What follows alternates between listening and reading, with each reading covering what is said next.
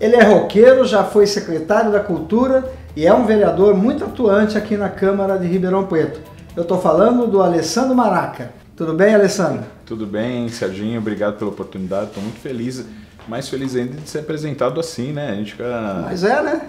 É verdade. Mas a gente fala pouco disso, né? Então é uma honra ser apresentado assim. Fico muito feliz. A sua atuação ela foi marcante, principalmente com relação à saúde. Exato. Que você levantou uma bandeira aí até contra, vamos dizer, não é contra, mas tentando mostrar para a prefeitura que não virava o que eles queriam. Eu acho que fechar o PS Central, a maior referência que a gente tem de saúde em Ribeirão Preto, de pronto atendimento em Ribeirão Preto, não dava, né?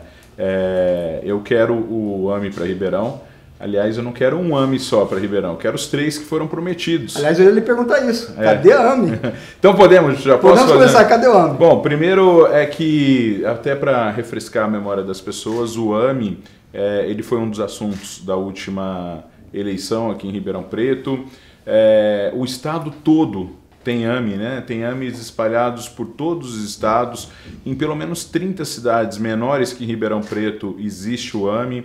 E Ribeirão Preto ainda não tem um AMI atendendo as pessoas, né? Então o que a gente quer é mostrar que a cidade, primeiro, ela tem potencial para ter esse AMI, esse ambulatório de especialidades médicas, né? E necessidade. Só que você não pode, para ter um AMI aqui que vai ter um atendimento regional, ele não atende só Ribeirão Preto, ele vai atender toda a região, fechar um equipamento que atende Ribeirão Preto, que é o PS Central. Então eu encabecei essa luta contra o fechamento do PS Central aqui em Ribeirão Preto.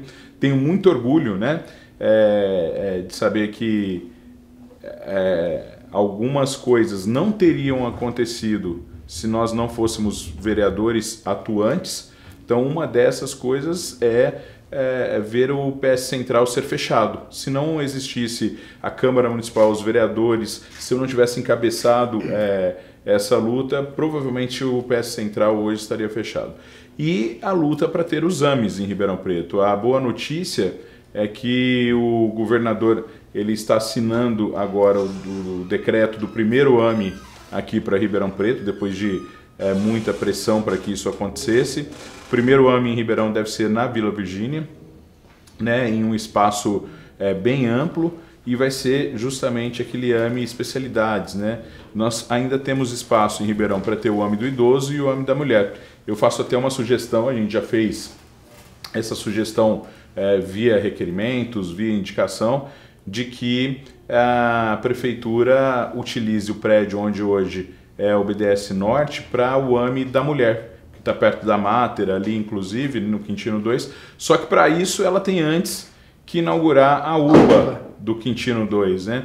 Aliás, as UPAs também são grandes novelas na área da saúde em Ribeirão Preto e a gente tem cobrado muito. Hoje eu não descarto, inclusive, Serginho, de ir à Justiça. Que, aliás, era outra pergunta que eu ia te fazer. Tá aí também, né? Mas é bom que a gente está falando de saúde, né? Então a gente já está pegando aí essa luta contra o fechamento do PS Central, a luta pela vinda dos AMIs e a luta agora pela abertura das UPAs, as unidades de pronto atendimento. Ribeirão Preto tem 2 UPAs, uma já construída, e desde 2016 esperando para ser entregue. Eu acho que está faltando alguém arrumar uma faixa para o prefeito cortar, né, a fita para o prefeito cortar, porque eu não entendo o porquê isso não acontece ainda. Se você que é vereador não entende, imagina, a população vai entender o negócio. Imagina a população, né? Na verdade a gente entende sim, na verdade a gente entende, mas eu não aceito as desculpas que são dadas.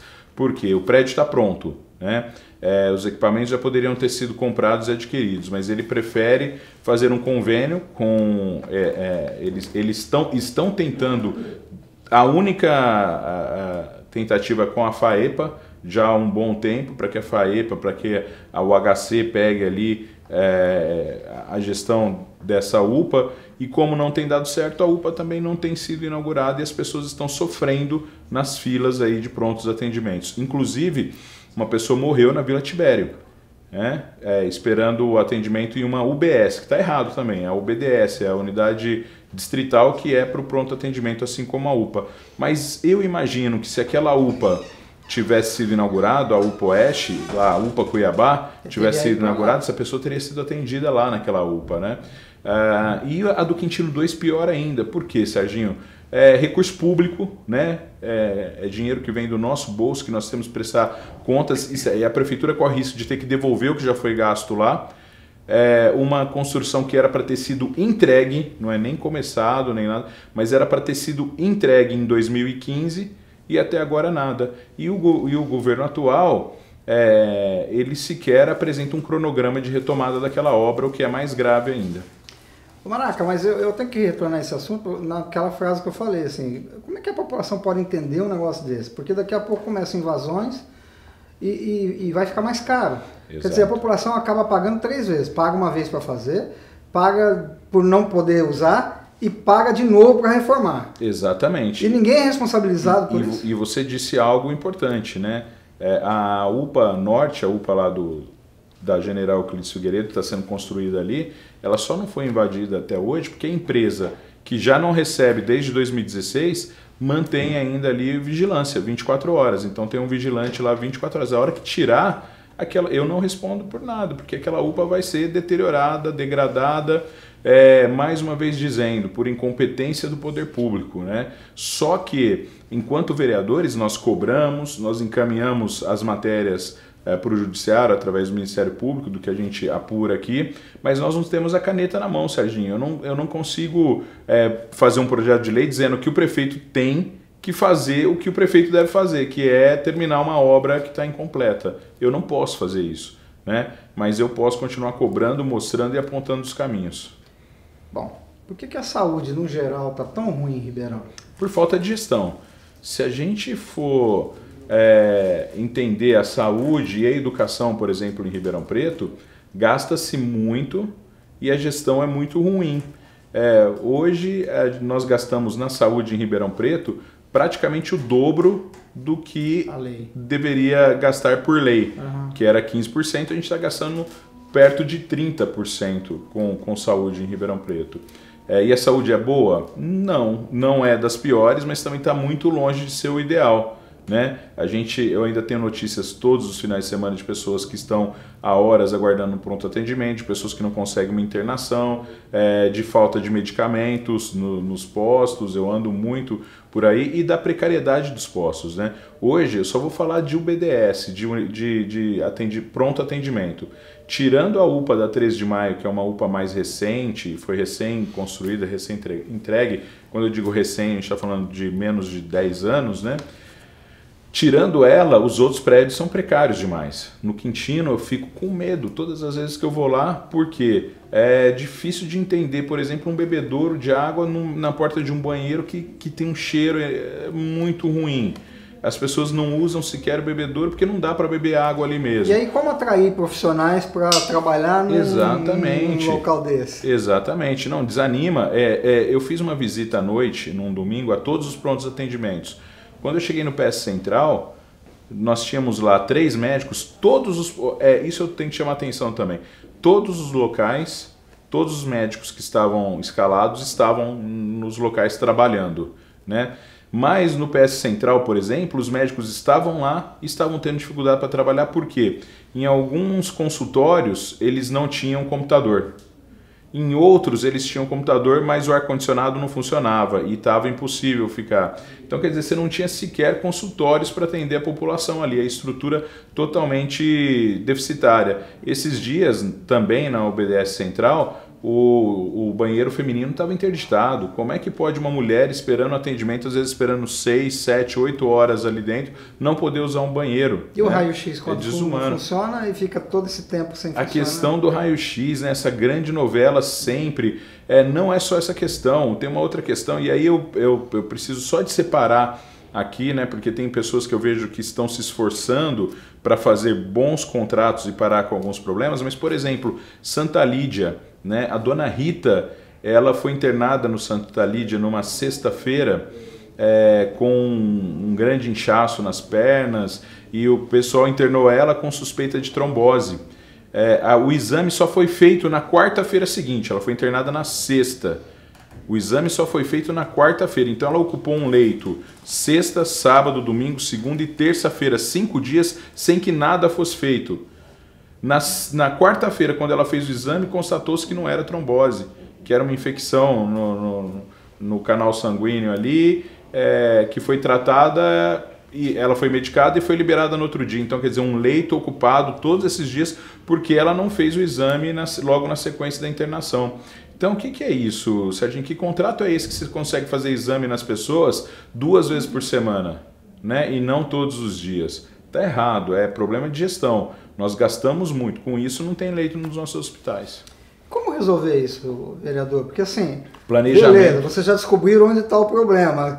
Vocês não podem obrigar o prefeito a fazer as coisas, mas então, como é que vai fazer? Vai ficar assim? Planejamento, boa vontade, se colocando no lugar das pessoas, né? Falta muito para o gestor se colocar no lugar das pessoas. Como é que pode, ainda na área da saúde, como é que pode o secretário mandar fechar uma UBS, que é a UBS do Quintino 1, UBS Zeferino Vaz, lá no Quintino 1, ele vai lá, manda fechar para a reforma e até agora a reforma não começou. Essa UBS foi fechada no dia 1º de novembro de 2017. Uau! Como é que é? Nós estamos em setembro de 2018 e ainda não começou. Faz mais de 10 meses e a obra nem começou. Nem começou ainda?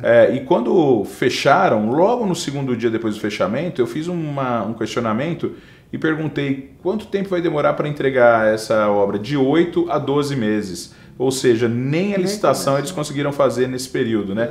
Já fez licitação, a empresa ainda não assumiu, eles já notificaram a empresa, mas existe um erro grave. E aí o secretário falou assim, eu só fechei lá porque a Vigilância Sanitária mandou. Mas aí vem um outro alerta, até para o secretário. Se a Vigilância Sanitária em Ribeirão Preto resolver fazer o que ela tem que fazer mesmo nos espaços da Secretaria da Saúde, corre-se o risco de fechar o BS Vila Virgínia, tem muitos problemas estruturais e até de higiene nesses locais por falta de estrutura, não é por falta de as pessoas que não querem trabalhar e tal, as pessoas até trabalham, mas não tem estrutura. A Central, o BDS Central, esses dias, o que é o PS Central, o Pronto Socorro Central, esses dias o que eu falei, o banheiro não funciona, e a do Quintino também é a mesma coisa. A precariedade, lá buracos na parede, mofo, entre outras coisas. E eu estou falando só das distritais, só dos prontos atendimentos. Se a gente for para a UBS, hoje eu tive notícias de que Vila Mariana, que tem suportado também, além do público deles, tem suportado também o público do Quintino 1, do Jardim Aeroporto, do Parque... Jardim Aeroporto não, desculpa, do Parque Industrial Avelino Palma, que são bairros que eram atendidos ali no Quintino 1, lá tem uma precariedade total. Nos Campos Elíseos, ali na UBS,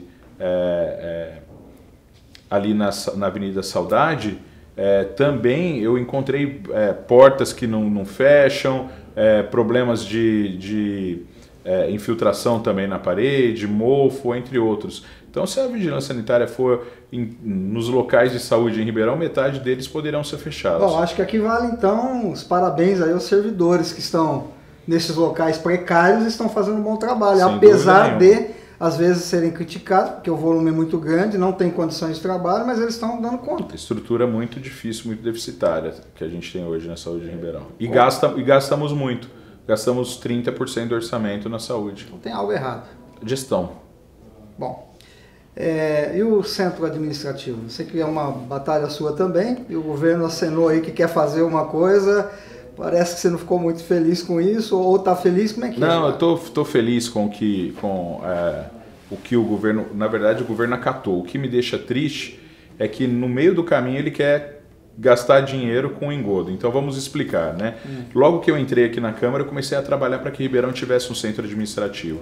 Serginho, se Ribeirão tivesse construído seu centro administrativo no final da década de 80, início da década de 90, como fizeram grandes cidades aqui no estado de São Paulo, né? Campinas, São José dos Campos, Jundiaí, é onde eu conheci e acho incrível a de Jundiaí, Sorocaba, entre outros. Se nós tivéssemos o centro administrativo, o passo público desde essa época, nós já teríamos economizado pelo menos 350 milhões de reais só com aluguéis. Só com aluguéis. Eu não estou nem contando aí que você, tendo um centro administrativo, você economiza com telefonia, Sim. porque aí você tem um PABX que vai falar internamente, não fica uma secretaria ligando para outra. Você economia com combustível e material humano, porque hoje uma secretaria gasta muito combustível em Ribeirão só andando entre secretarias, ali estariam num lugar só. Você gasta com vigilância, porque em cada ponto tem que ter um vigia, ali estaríamos em um só ponto.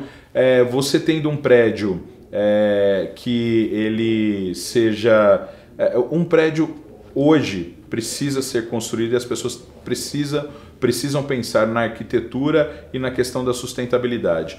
E se você constrói um centro administrativo hoje pensando na sustentabilidade, você não precisa de um ar-condicionado funcionando, porque existem prédios sustentáveis hoje que utilizam da ventilação natural.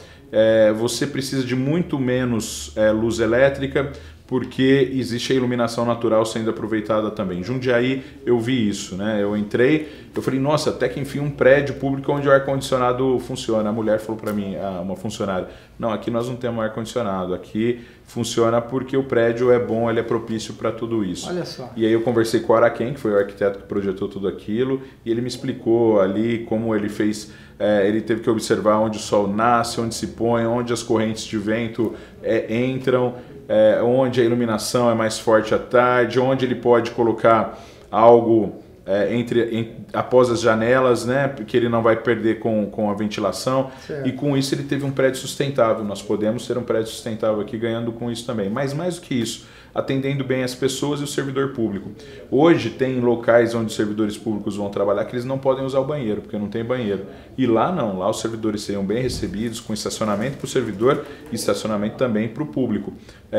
E aí nós fizemos uma indicação do que a gente espera de um centro administrativo, que foi acatado pela prefeitura. Nós já temos a área definida, uma área que a prefeitura não vai gastar um centavo, que é uma área que tem que ser doada para a prefeitura, né, ali do lado do educandário, só para as pessoas visualizarem, quartel da Polícia Militar e educandário. Ali entre esses dois prédios nós temos um grande espaço. Metade daquele espaço seria a entrada do centro administrativo, que teria um formato L, utilizando uma área de mais de 30 mil metros quadrados. 30 mil metros quadrados, né?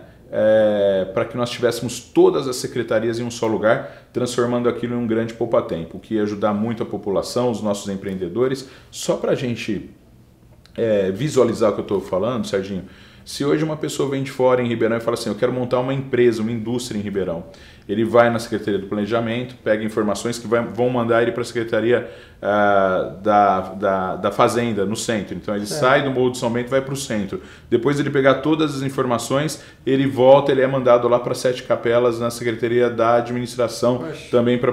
Então você entende? Quem se anima a empreender num local como esse? Lá não. Lá a pessoa entra num só dia, ele resolve todos os problemas dele naquele padrão do poupa-tempo. Agora, você acha que isso sai logo ou vai ficar igual a UPA? Eu fico... e aí é o que me preocupa, né? Nos foi apresentado um cronograma pelo secretário de Planejamento, que eu vejo que tem se esforçado muito, o Ortega, para que isso aconteça, mas para que isso ganhe pé e seja entregue em dezembro de 2020, nós precisamos de acelerar as coisas, né? Então eu tenho cobrado isso. Agora, tem um contrassenso nisso tudo.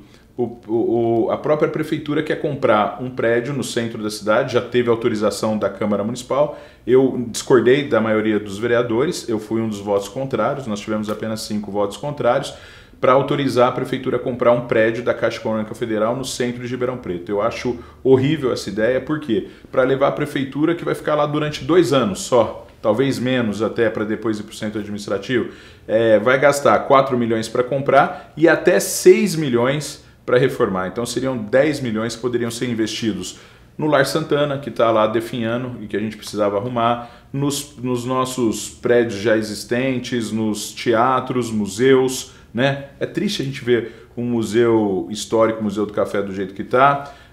Então, tomara que não pegue fogo também. Exatamente, nós temos aí o Museu Nacional, é um triste exemplo disso. E o que aconteceu no Museu Nacional já foi precedido em São Paulo com o Museu da Língua Portuguesa, que pegou fogo também, né? Então, mais uma vez, a gente alerta o poder público.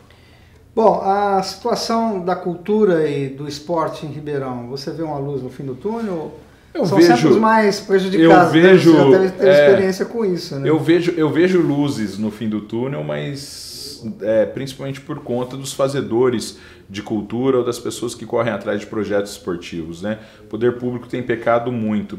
Eu costumo dizer, Serginho, que começa do orçamento que é despendido para essas duas secretarias, né? Menos, pouco, né? Aproximadamente 0,5% para cada uma dessas secretarias. O esporte até um pouco menos ainda do que a cultura, mas muito aquém do que se precisa hoje. Por exemplo, para a manutenção dos prédios públicos ligados à área cultural, para a manutenção da Cava do Bosque. Nós estamos recebendo agora em Ribeirão Preto um SEI, e foi um trabalho que a gente contou com a ajuda de alguns deputados. Eu vou até deixar de nominar isso, porque a gente está num momento político, né?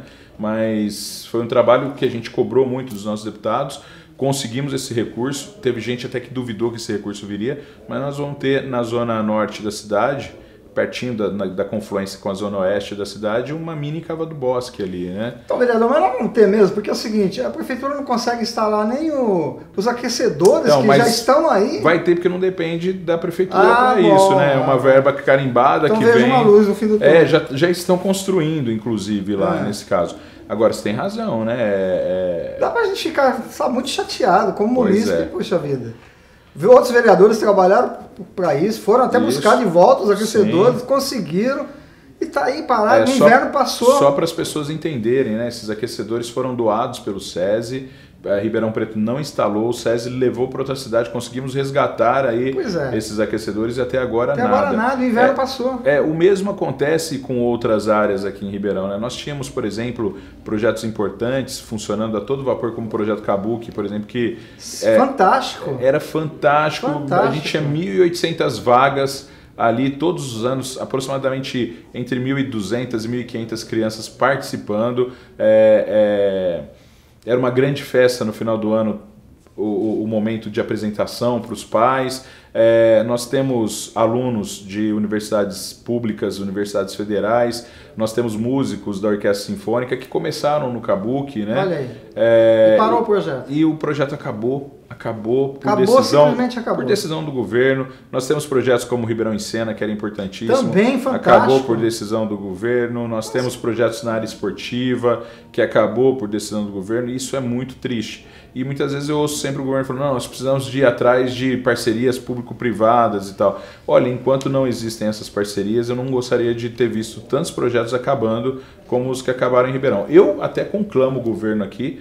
As pessoas às vezes falam assim, Maraca, você é oposição e tal. Eu não sou oposição, eu sou pelo partido de Ribeirão, eu quero brigar por Ribeirão Preto. E até conclamo o governo que se precisar da minha ajuda, o que depender da gente, eu estou aqui para ajudar. Agora, o que não dá é para aceitar passivamente que se termine com todos os projetos sócios-culturais, sócio-esportivos que nós tínhamos em nossa cidade e as coisas continuem assim, sendo aceitas de forma passiva. E projetos que não já estavam funcionando. Já estavam funcionando com resultados com professores determinados que amavam os projetos que davam aula. Hoje eu tive uma boa notícia que a prefeitura abre inscrição para algumas oficinas culturais, mas veja bem, ao invés de trazer e fomentar isso entre os nossos artistas, as pessoas que poderiam estar fazendo aqui, vem uma empresa de fora contratada para isso, né, pagando muito pouco para quem pega essas oficinas, o que compromete muitas vezes o tempo, qualidade. É lógico que existem muitas exceções, tem muita gente boa, qualificada para dar essas oficinas também, mas é triste a gente não ver artistas locais às vezes sendo privilegiados com isso. Uma pena. Está quase terminando, mas eu não posso deixar de falar da 9 de julho, que está todo mundo reclamando, inclusive eu, fico aqui o meu protesto, não dá para andar mais naquilo. E aí começam a surgir ideias, vamos recapear, vamos fechar, o que você pensa? Penso o seguinte, né? Primeiro que a Ribeirão Preto já mostrou que você simplesmente jogar um asfalto por cima do paralelepípedo não resolve o problema do asfalto em Ribeirão. Nós temos buracos na cidade inteira. A maioria das vias que nós temos buracos e que as pessoas trafegam mal, são vias que não tem paralelepípedo, né? Sim. Então o que a gente precisa é de manutenção. Vou dar um exemplo para vocês. O centro da cidade foi asfaltado por cima do paralelepípedo. Tem locais que eu passo pelo centro de mais de 10 metros onde o asfalto já foi embora. O paralelepípedo antigo é o que está suportando ali ainda. Então, O paralelepípedo ele é permeável, né? Então ecologicamente ele funciona melhor do que o asfalto. O paralelepípedo, se ele tiver uma boa manutenção, ele vai dar muito menos problemas do que o asfalto. Mas precisa de manutenção. Precisa de manutenção. É a mesma coisa de amanhã ou depois a prefeitura alegar que ela não vai mais construir escolas porque não está encontrando pedreiros no seu quadro de funcionários. Ora, existem empresas sim que são especializadas em dar manutenção em paralelepípedo. E é isso que a gente precisa. Eu acho que de tudo isso, eu acho que você asfaltar 9 de julho não é o caminho. Principalmente porque nós estamos falando de uma parte da 9 de julho, né? Não é da 9 de julho inteira, nós temos esses paralelepípedos em uma parte. Ele tem uma função histórica, ele tem uma função ambiental, ecológica, ambiental, e ele tem até uma função no trânsito mesmo, porque a 9 de julho ela não precisa de ser uma via de trânsito rápido. Né? Diferente da Via Norte, diferente da própria Independência. Que, aliás, a Via Norte também tá uma lástima. Exatamente. E já ela, não é mais via rápida. E ela tá ruim e não tem paralelepípedo. Né? Você vê que não é, a solução não é tapar o paralelepípedo lá. Mas sim, agora, Serginho, aproveitar esse momento e vamos repensar na 9 de julho. Vamos repensar numa reestruturação da 9 de julho. Revitalizar aquela 9 de julho, que é uma avenida linda e que nós precisamos de continuar contemplando aquela beleza da 9 de julho. Eu sei que tem pessoas já pensando em construir prédios ali, eu acho que não é esse o caminho, nós precisamos manter aquilo com a beleza das suas fachadas, as pessoas precisam de reconhecer ainda a 9 de julho, né? E existem outros caminhos, manutenção naquele local. Bom, de repente eu não perguntei alguma coisa que você acha interessante falar. Você vai ter um tempo para falar à vontade, mais tempo do que alguns presidenciáveis. Ah, é? Fique à vontade. Não, eu não quero nem falar sozinho, eu quero também que você vá participando, mas assim, tem algumas questões, né? Como você falou da 9 de julho, nós tivemos algumas árvores que foram extraídas na 9 de julho e outras podadas, uma poda bastante drástica, que nos preocupa muito. Ribeirão Preto, nos últimos anos, tem autorizado grandes extrações em grandes áreas aqui. Só uma empresa de eletricidade, que explora eletricidade aqui em Ribeirão Preto, ela fez a extração de mais de 1.300 árvores. E para isso, ela apenas doou ao município aproximadamente 13 mil mudas de árvores. E eu duvido muito que metade dessas mudas vão virar árvores adultas. Acho que nem 10% disso acaba virando uma árvore adulta. Sendo que a lei dizia que eles deveriam, em contrapartida, para cada árvore extraída, ter plantado não é dado, entregue uma muda nem nada, era plantar e cuidar dessa área de 25 mudas por árvore extraída. Então, se a gente for pensar em 1.300 árvores, a gente precisava de pelo menos 32 mil árvores ter sido plantadas para que a prefeitura autorizasse. A prefeitura autorizou em troca de 13 mil mudas de árvore. Está errado. Quem perde é a cidade. Essas regiões que sofreram com isso, elas tiveram já alterações no microclima, né? Ficaram mais quentes essas regiões. A CPFL fez sem nenhum manejo, ou seja, os animais que viviam naquelas árvores, eles foram usurpados do seu meio ambiente. Lá no Quintino, por exemplo, no Simeone, na General Euclides Figueiredo, várias pessoas foram pegar os ninhos de pombas, de pássaros na rua e criaram até esses animais conseguirem voar, né? E foi feito de forma linear. Foi um crime contra a natureza autorizado pela prefeitura. Aí eu fiz um projeto de lei que diz que toda extração deve ser precedida do plantio, da compensação antes. Primeiro tem que plantar. Então, primeiro planta para depois ter autorização para extrair. Se isso tivesse acontecido, nós teríamos uma área em Ribeirão Preto hoje com pelo menos 32 mil árvores plantadas por essa empresa que fez essa extração. E eu queria lembrar que a coisa não parou por aí. Nós tivemos uma grande extração no Hospital Santa Teresa, né, que a gente não sabe qual foi a compensação, e outras que aconteceram aí pela cidade que as pessoas estão noticiando. É muito triste. Ribeirão Preto está muito aquém da quantidade de verde necessária por habitantes. Eu conversei esses dias com um professor e ele disse que o necessário, o ideal seriam 14 árvores adultas, aquelas árvores consideradas já árvore mesmo, né, com bom entroncamento. Nós precisávamos de pelo menos 12 árvores por habitante. Ribeirão Preto tem uma média de 4,1 por habitante, quase que um terço do que seria o necessário. Ribeirão Preto é uma cidade quente, né? E nós precisamos de plantar mais árvores e não deixar que essas árvores sejam retiradas. Então, nós vamos continuar cobrando e essa lei precisa ser executada. Nós precisamos que, antes de cortar, as pessoas plantem árvores em Ribeirão. Legal, nosso tempo acabou, quero agradecer você. Eu que agradeço. A gente vai ter outros programas aí, então, mas por enquanto, valeu. obrigadão. Obrigado Valeu, a todos. A gente termina por aqui, TV Câmara, compromisso com o futuro. Tchau.